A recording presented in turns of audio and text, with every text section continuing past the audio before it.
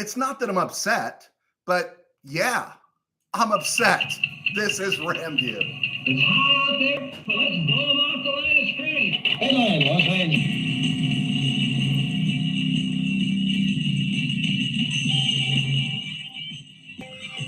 Live from the Ram Cave, I'm Joe Terosian, and this is RamView, the June 5th, 2024 edition, brought to you by Kistler Law Firm. Injured in an auto accident, need help, got questions, call Kistler Law at 661-206-6990. That's Kistler Law at 661-206-6990.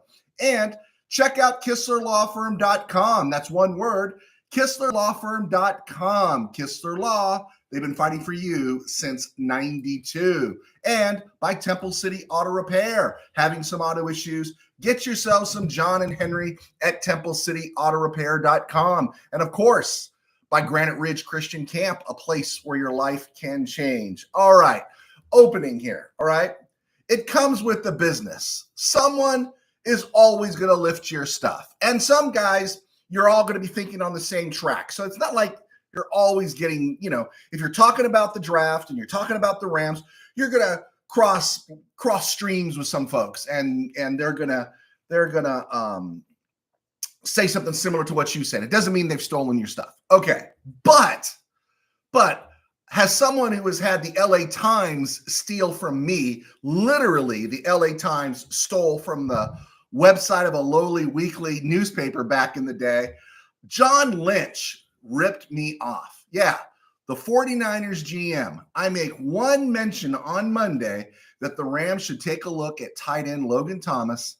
And on Tuesday, Logan Thomas is signed by the 49ers. Of course, the guy watches the show. Yeah, he does. Him and Kroenke watch all the time, right? And I couldn't believe it. Mentioned it on Monday. Tuesday, Logan Thomas signs with the 49ers. And I like the guy. I don't think he's a game breaker, a deal breaker, or anything like that. He's not going to change the course of a season. But for a competent tight end that was out there, if you don't know where Hunter Long is, although it seems they're expecting him to be back, I don't know. I thought Logan Thomas was worth a flyer on. So 49ers got him first. John Lynch ripped me off. There, I rest my case. Okay, so it is RamView. Today we're going to be talking, well, of course, Ram Talk, got some behind the grind stuff, a little bit of talking about the interviews that Chase Blackburn, Sean McVay gave. And of course, we're going to go around the MVL and other places. Christian McCaffrey got a nice fat contract, and so I'm sure he's happy. I don't know if other 49ers are happy, but he is happy right now. And then I do agree, Mr. Everett, the Rams are America's team. There you go. I will get all the questions, guys. I promise we'll get to the questions right in the middle of the show there when we get to the question section. But we're going to remember a guy that never played for the Rams named William Fuller, and he's somebody just kind of worth remembering. All right. I saw Behind the Grind. I did. Everyone says watch Behind the Grind. I watched Behind the Grind. And I'm going to say this, because we know it's a highly produced, highly edited show. I heed the words of the wolf, okay? Just let's not get too excited just yet, right?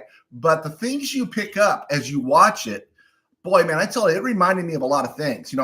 Most of you know, maybe you don't, but I'm on the board of a campground called Granite Ridge, and I'm the chief executive, I love that title, of the Outsiders program, which is the programming arm. And as I'm watching the Behind the Grind play out, three things became really clear to me, right? One, the Rams are always in development mode, right? You see that with the players. Darius Williams was developed by the Rams. Alaric Jackson was developed by the Rams. You see that. Coleman Shelton was developed by the Rams. And so they're always developing players on the field. That's obvious. Slightly less obvious is their structure and organization. One, you got the McVay coaching tree. You got Brad Holmes, who's now the GM at Detroit, tearing things up, blowing things up in such a fabulous way. And then you just see the things they did in terms of using their scouts to call these players, and you're constantly doing these things to build people up. And one of our rules at camp was work yourself out of a job. Work yourself out of a job, because there's always going to be another job for you to do. But it's always like develop new future talent to go forward, and it never hurts you, right? It speaks to about your graciousness, but it also speaks that you helped somebody else along the way, and those things come back and pay dividends. And that was something that struck me, is that beyond the football field, the Rams are always in development mode. And you think about all the nightmares of Ram, front office stuff and ownership and everything, to see them in this place. I don't know if any Ram fan going through those last dark years in St. Louis could have ever envisioned it arriving to this sort of a place. And, it speaks to my friend Stan Kroenke, who does give us a call. All right. Number two, the other thing is, it just struck again, McVay is brilliant. We know McVay is brilliant. We're all good with that, right? Somebody wants to say he's the greatest head coach in Rams history. I say amen. I understand completely where people will be coming from on that, right?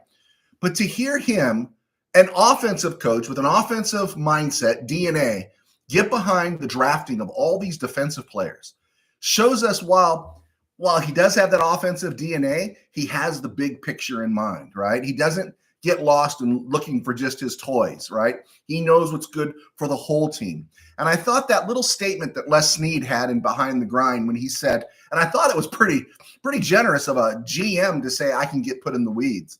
But Les Snead said something about, when I'm in the weeds, he, speaking of McVay, is able to present the picture from 30,000 feet and to see the whole picture.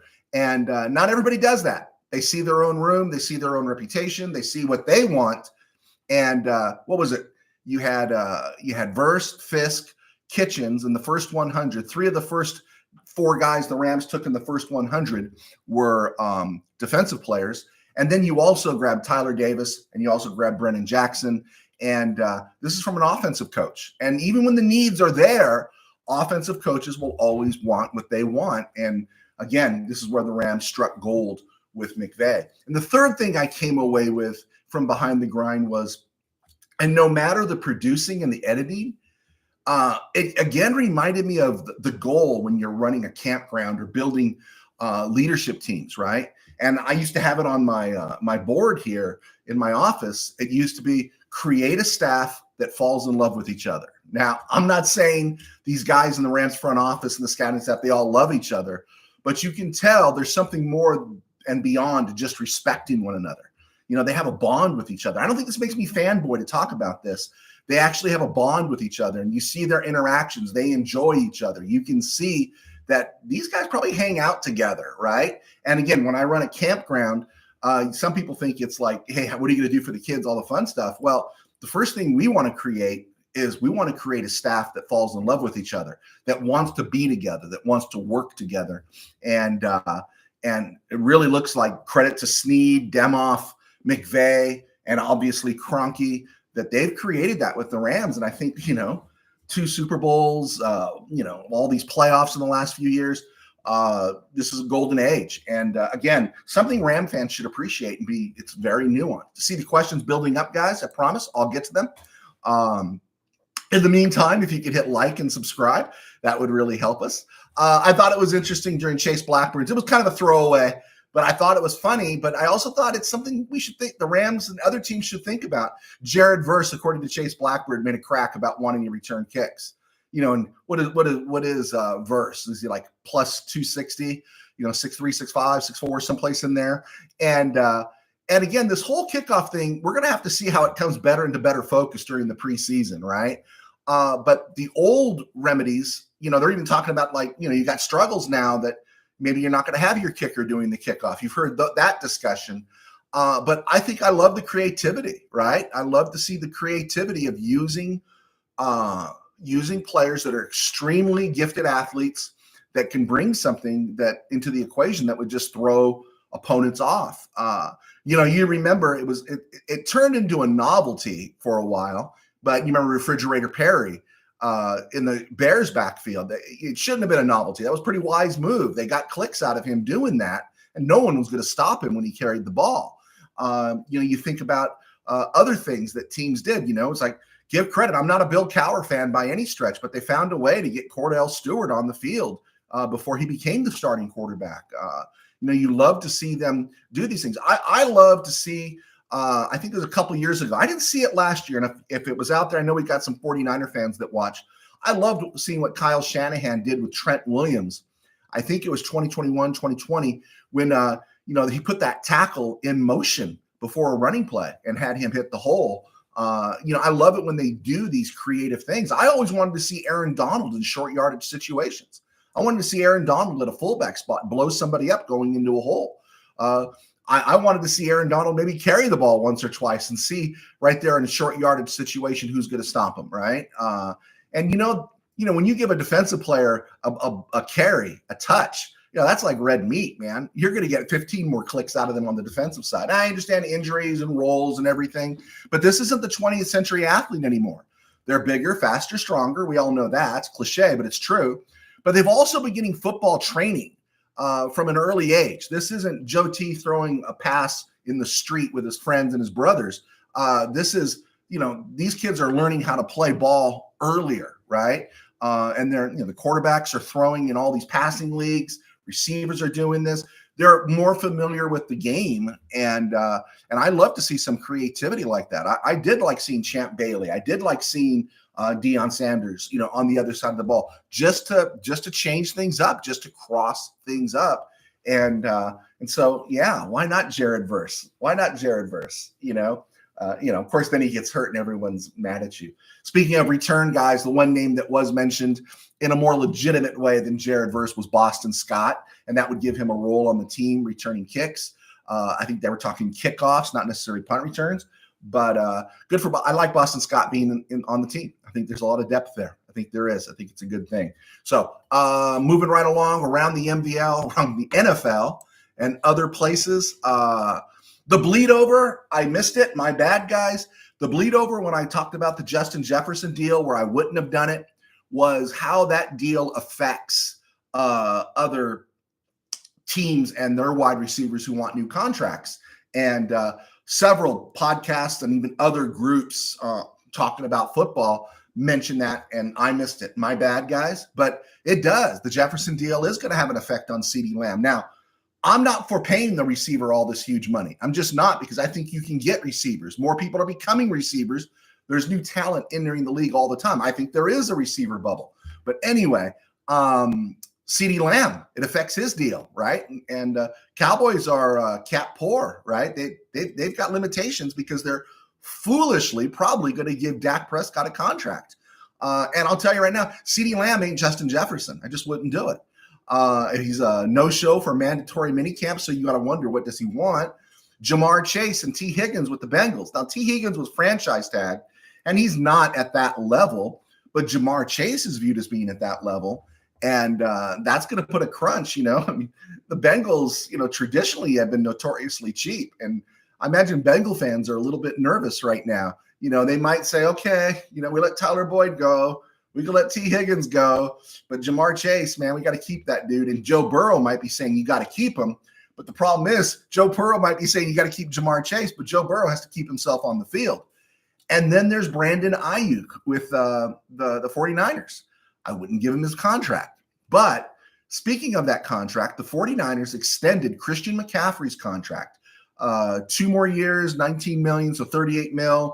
And it included bonus money for 24 and 25 that lowered his cap hit this year and next year. You can get really into the weeds talking cap stuff. I'm going to talk something about cap on the other side of the break that Tim Burns brought up last show. But no one really cares how much money somebody's making as you're a fan. You really care about what's the cap hit.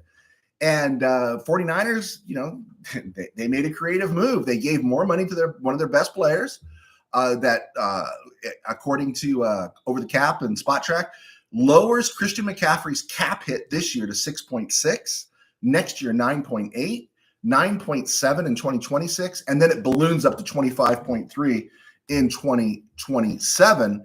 And the belief is here, it's not that this signing would be some diss towards Brandon Ayuk, but it's the idea of maybe creating more space to sign Brandon Ayuk. His market value, according to Spot Track, is 26 rocks a year. I wouldn't pay it, but it looks like the 49ers might be putting themselves in a position where they can make something close to that. I agree. He's a really good receiver, really good. But my feeling is you can replace him. Bolts make it official. We knew this was coming. They officially cut Corey Linsley and the former All-Pro center, formerly the Packers. I mean, the Chargers the last couple of years hasn't played much.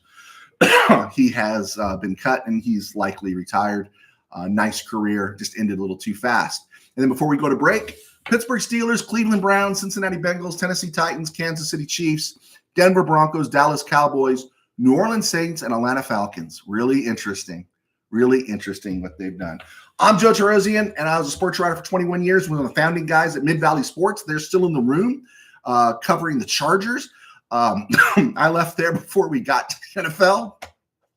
And my job is now I do RamView, and I write books. I got a great sponsor at Kistler Law that allows me to do RamView. And I've been blessed to write some books. And these jobs, RamView and the book writing, all my books are available on Amazon. I've written 2 high school football novels that were really well received. They help me and support me in my day job. I pastor a small church in Burbank Faith Nazarene. And you can find us right here on YouTube at Burbank Faith Virtual, burbankfaithvirtual.com, as well as Burbank Faith Virtual on Facebook and all across social media. So let's see who's with us today on a warm. It's really warm in the Ram Cave today. Thank you guys for throwing the questions at me. Let's see here. Jim Everett, we talked about that. Jim Everett the Great. Rams are real America's team. I'll take that. You win another Super Bowl, right? Everyone's going to be jumping on board. Willie Bowen, LA Ram tight ends are going more receptions, yardage, and TDs this season. Horns up. Absolutely 100% Jim. He's responding to Jim Everett. That's Willie Bowen. Colby Parkinson's going to be interesting if he can be used at another level than he was used in Seattle. And then he blocks on top of that. Then you got Davis Allen. Yeah, I could see it. What's the depth piece? We know it's not going to be Logan Thomas, but what's the depth piece there? Will it be Hunter Long? All right, Jim Everett and Willie know each other. Rams will sweep Santa Clara. Do you think so, Mr. Everett? You think the Rams are going to beat the 49ers twice? I got the Rams beating the 49ers once. I do have them going 5-1 in division again, and such. But hey, I'll take twice. That's good. I'll take twice. Just something to think about. Oh man, Willie Bowen, you lost your niece in a car accident. I am sorry, sir. I am really sorry about that. We will put you on our prayer list. I am sorry. Okay, and you came here to be cheered up, so we're going to keep cheering you up a little bit. Jim Everett, McVay is Kyle's daddy. I don't know about that, Mr. Everett. I mean, come on, outside of the NFC Championship game, I don't know. I got to go easy on that. Willie Bowen, the whiners are going down like the cruise ship Titanic to the Rams. Okay, there we go. Steve Ramirez, prayers for Willie. My niece died in 2015. Today was her birthday. I did see that, Steve. Tough day for you as well. Jim, you're an awesome quarterback. Okay. And Willie Bowen speaks to Steve. USA Expat, Santa Clara 49ers equal used to ride motocross over Levi's and the city landfill before their stadium was built. Fitting. Okay. You used to ride motocross over Levi's and where the landfill was before. USA Expat, where that stadium is, isn't that where Great America was? Wasn't there a theme park there called Great America? Wasn't that located right where Levi Stadium is? I thought it was because I went there once when I was a kid, and you can correct me on that one. Jim Everett, the great, 1994 VHF stays on rewind. Okay. Willie Bowen, Weiner fans look at RuPaul on TV, listening to the Village People. Okay. Steve Ramirez on kickoff. Jill Miller said today that teams might use CF types, college football types, because kickoff teams might try to deep squib kicks. Yeah, it's going to be really interesting to see. I think it's going to make the preseason even more interesting. USA Expat, 3rd and inches. Instead of bringing in that extra tight end, I like when the Rams used a backup OTs in this situation. I agree. I do too. Tim Burns. Byron Young, 10 pounds heavier and faster. Love it. Yep. Tim Burns. Calais Campbell is up again as a vet for our DL. Everyone keep me up to date on Calais Campbell and make sure John Lynch doesn't steal him from us again. Let's see. USA Expat near Moffett Field 2. Okay. Is that where the Great America Park was? NFL Network has us at 9.2 wins. This is Tim Burns talking. If you didn't talk it up already, opinion with San Fran has at 11.2. I did see where Vegas had the Rams at 9.5. I think I saw Frisco at somewhere near 11. Yeah, I thought that, but then again, Vegas had the Rams winning 4 games last year, and PFF doesn't even have Ernest Jones in the top 30. So we shouldn't get too worked up about these other guys, what they're saying. You guys know what you see with your eyes. All right, guys, if you have more questions, fire them at me. Just give us some Rams update real quick here. Hey, what do you know? Lucas Haversick got cut by the Browns again, right? That guy is on and off the roster like a ping pong. One of the things you should always notice is that McVay talks about guys that he likes, and generally players he's not too interested in. You kind of go, huh? What happened to that guy, right? But McVay, you always look for McVay's name drops, and he mentioned Verse, he mentioned Fisk, he mentioned Kobe Turner, he mentioned Hoyt, and he mentioned Brennan Jackson, and he mentioned Nick Hampton. And Tyler Davis and Bobby Brown, and he mentioned Kobe Durant. So that was interesting. You want to listen for the names that he doesn't say, especially in a competitive spot. I was waiting to hear something from Oshwan Mathis, and that one's interesting. Okay, I might butcher this because I know it, but I don't know it well enough to teach it. But Tim Burns brought up, I think the question was cap to cash ratio in the NFL and what it means. And I think that's what you were asking about, Mr. Burns. So I'll risk getting chewed out for your sake. The Rams every team has 255 rocks to spend, and the Rams do a good job of meeting that. There's also a set amount. It's a set amount they have to spend, right? And I think the Rams are only outdone by the Cowboys in terms of the cap, which means over a 4-year span, a team has to spend 89% at an 89% level. And the NFL as a whole must spend 95%. So there's you can't just keep going under the cap, right? And whatever you save rolls over to next year. There's a level you have to meet to stay in the good graces of the NFL. You have to set a certain amount of money you have to spend. Yeah, and so the Rams are really good at spending their money. If the other question was, because I was a little confused, is it in regards to how much the Rams are spending, like per player, per position, then, in regards to the Rams, Matthew Stafford is 19% of the Rams payroll. Cooper Kupp is 11.6 of the Rams payroll, and Aaron Donald is still eating up 9.8% of the Rams payroll. And then it gets really reasonable really fast. Rob Havenstein and Jonah Jackson are each 5%. Kevin Dotson, Tyler Higbee, Joe Noteboom are all 4% of the Rams payroll. And everyone else is under 2%. This includes guys like Alaric Jackson, Steve Avila, Jared Verse, Byron Young, Ernest Jones, Kobe Turner, Darius Williams. They're all under 2%. And so you look at that, it makes sense. You give your quarterback big money, but that Aaron Donald thing is going to be there for a little while. And by the time that's coming off, you're probably going to be looking at contract extensions for, if these guys continue to pan out, the conductor, Byron Young, you're going to be talking about, they're going to have that room to spend. And so just something to consider. I hope I hit that for you a little bit there, Mr. Burns. It's very convoluted on what players can do and what teams can do in terms of the salary cap. And we just know they can make anything happen, like the 49ers did with McCaffrey to get Ayuk signed, or opening the door to sign Ayuk. The Rams only have 4 rocks of dead cap money, and 3 of those rocks are going to Brian Allen. And that's another burden lifted off the Rams that they are not dealing with, that they've dealt with in the past. All right, I think we got that in. Let's keep on moving here. Okay. Not a whole lot to talk about in this day in history, but let's look at some questions that were thrown out there if anyone has any. How many UDFAs did the Rams sign? That was Willie Bowen. I think they said, was it 16? I think I saw 16 players were signed, Willie Bowen. I can get a firm number for you by Friday. I probably could look around right here and find it for you. Tim Burns, Ernest Jones hasn't practiced due to a knee issue related to the contract, maybe. I doubt it.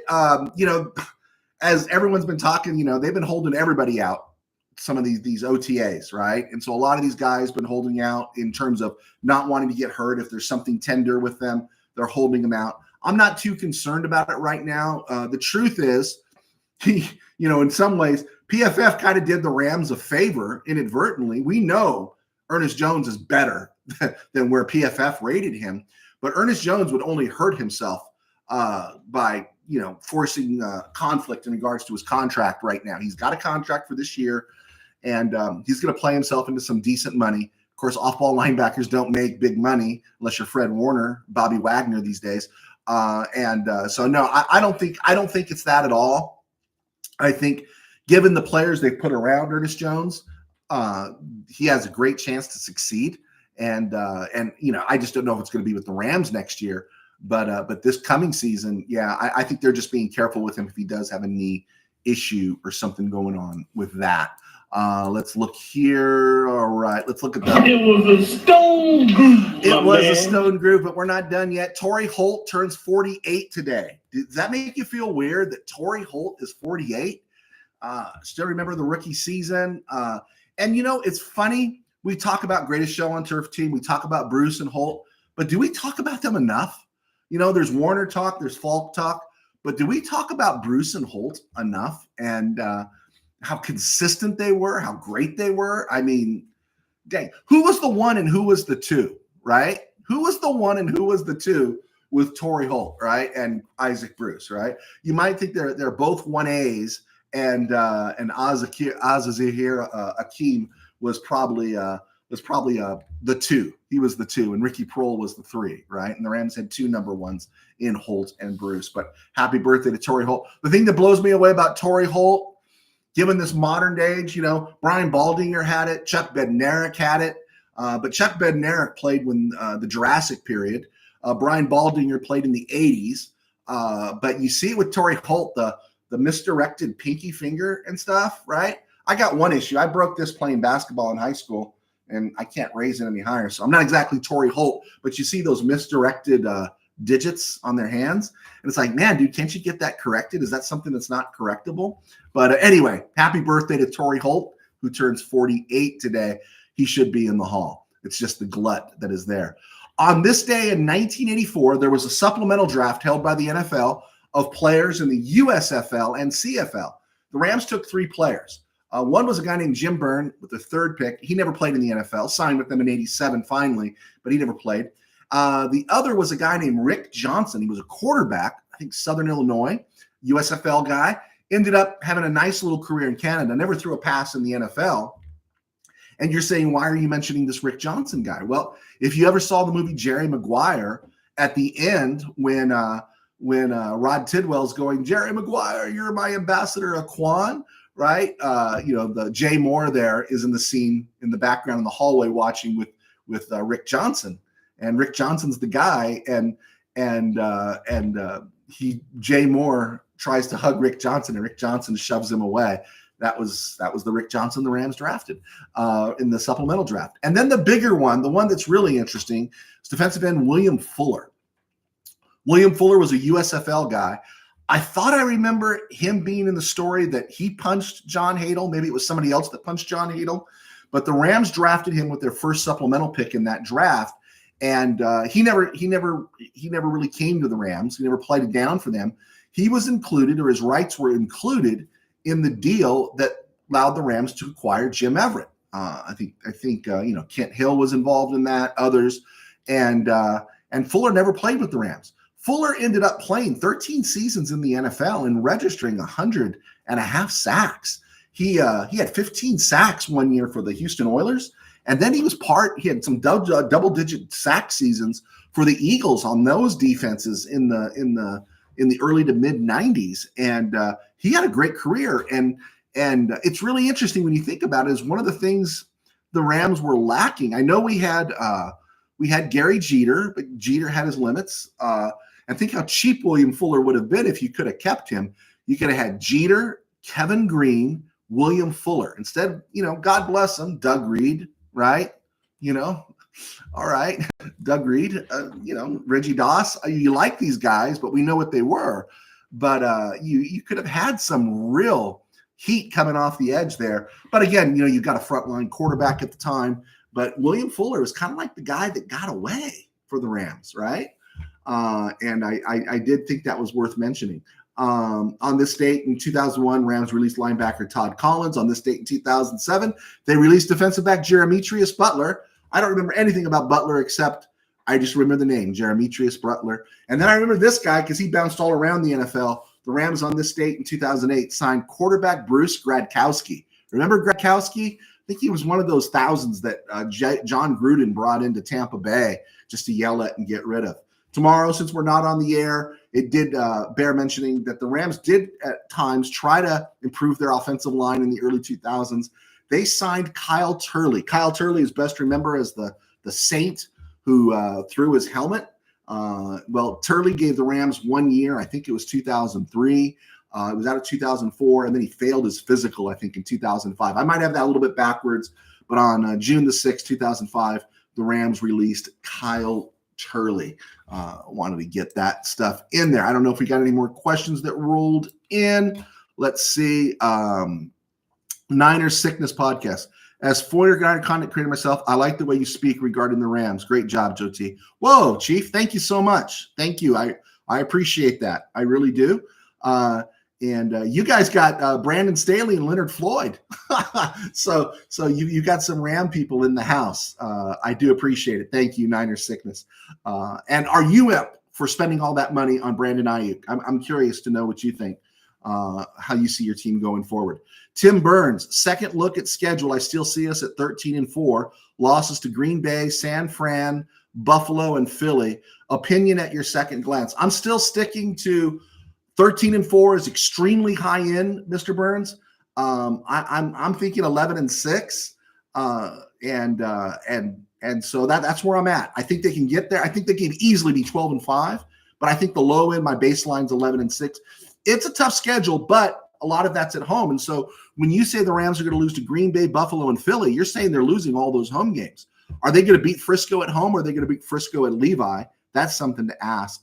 And again, I'll say this, I think it's slowly starting to change, but the Rams have never really had a home field advantage. I know that's hurt some people to say that, but we know it's true. They have not really, since they've gone to SoFi, had a serious home field advantage. And so it's just good. I think of it in terms of they don't have to travel to cold places. Like Buffalo and Green Bay and Philly to play these games. And so it's good that they are at home, but I don't know if it gives them, the noise advantage or anything. I still see them, Mr. Burns, at 11-6, maybe, 12-5, real easy. High end, like we said last year. The lowest I saw the Rams last year was 8-9. High end was 10-7, and we got the high end. So that's where I see it. Willie Bowen, are you saying 13-1? That's how they're going to start? Okay. All right. There you go. Tim Burns, Everett, speaking of Jim Everett, was elite. Then his line killed him. You really think his line killed him? Do you really think his line killed him? I don't know. I think of Jim Everett after the NFC Championship game for the 89 season, which was played in January of 90. We know that. I think of him a lot like I think of Jared Goff. After 2018 and 2019 and 2020, Goff lost his confidence. And then after 1989, Everett just didn't look the same, I don't know, maybe because they got rid of his blanket, his safety blanket in Pete Holohan. I don't want to be totally anti Jim Everett, but the guy just didn't look the same after that game. He just didn't. And you still had Jackie Slater. You still had Tom Newberry. You had Doug Smith. You had guys that could still rock that offensive line. And now it got progressively worse as the 90s went on, and then he ended up with New Orleans. But he didn't really change the world in New Orleans either. So just something to think about there. Niners Sickness Podcast. The whole Brandon Ayuk situation is very interesting. My belief is if you're productive and help your team win, then you're worth everything that comes your way. With it, you get your bag. I have no problem with that. I have no problem with paying him his dough. My only issue is that economically, can you replace him and still be a contender and shore up other places? That's my only contention. I ain't arguing that he's a really good receiver, but can and I think he's a perfect complement to someone like Deebo Samuel. But can you replace him with somebody else and shore up other places? Because I look at the 49ers and I think of Colton McKivitz, I think of Aaron Banks, Jake Brendel. Are you happy with your offensive line? We could talk all night, Niners sickness. All right. Tim Burns, Goff Everett comparison is a great comparison. Well, thank you, Mr. Burns. I do appreciate that. Willie Bowen, I'm biased toward the Rams, royal blue and mustard yellow uniforms. Okay. The ones they wore to beat the Chiefs, right?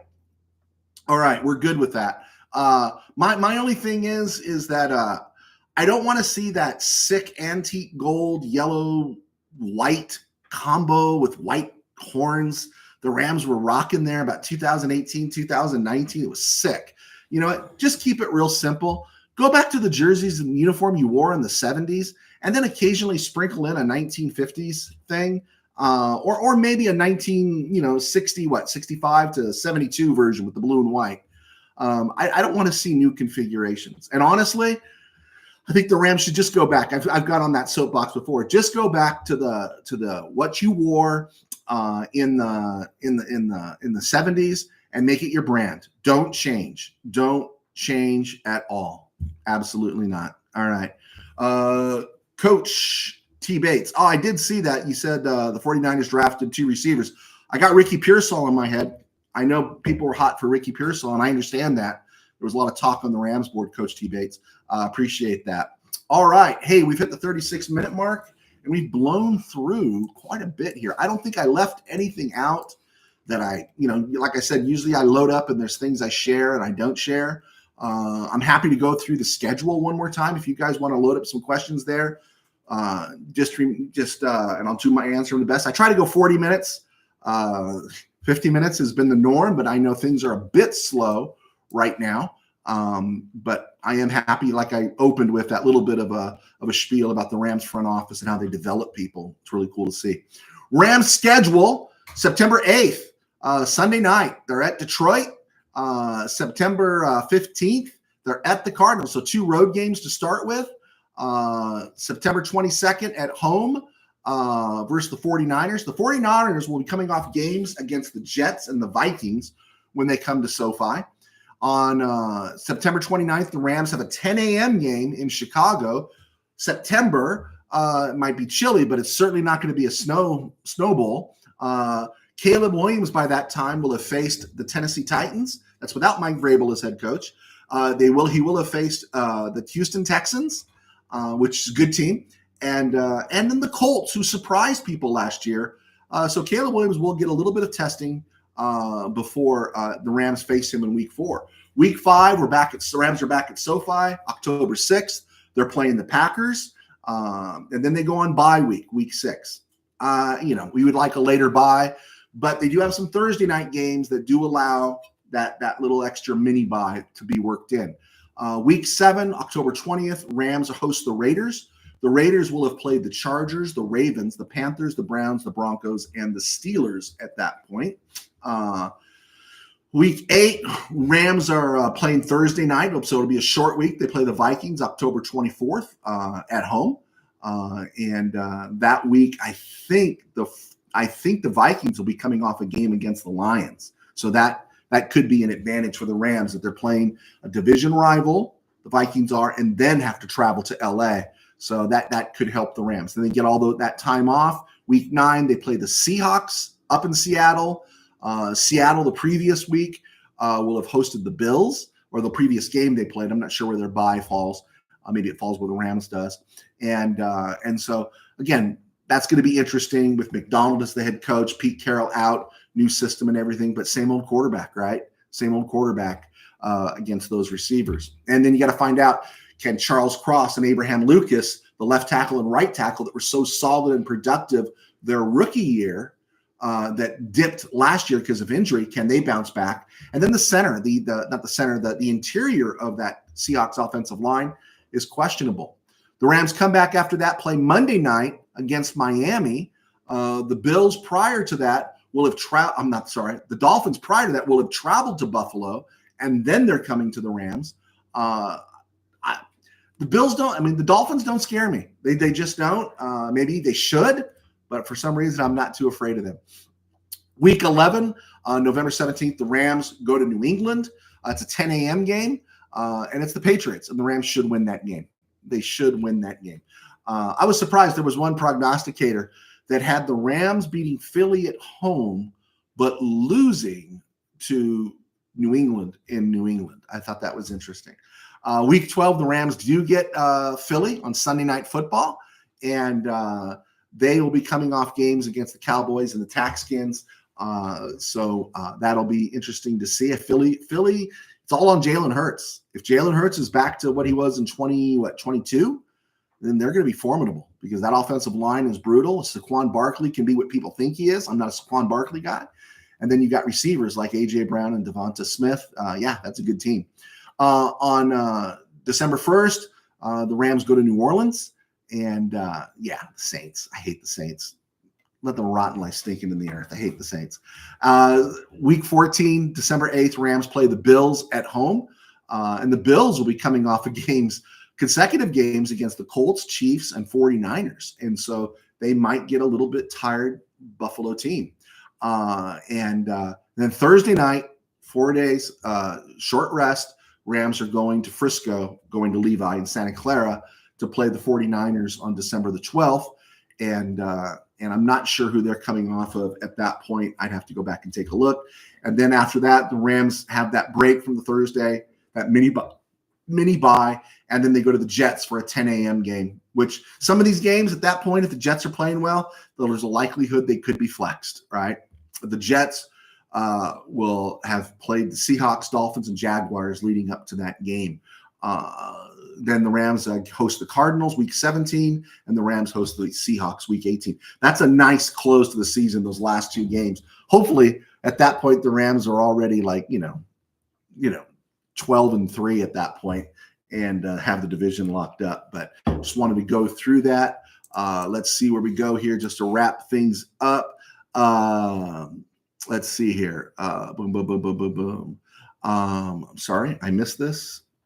Let's see. I'm sorry, I'm missing here. Okay, there we go.